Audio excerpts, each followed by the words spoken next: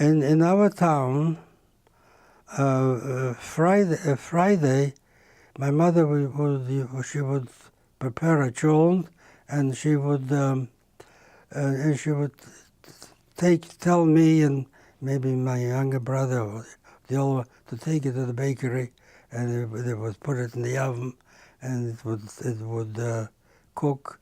And that's what we would have for lunch.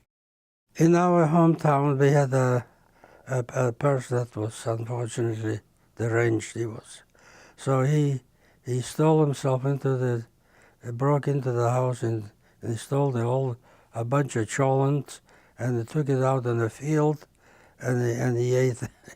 He had a good time. So that was that story.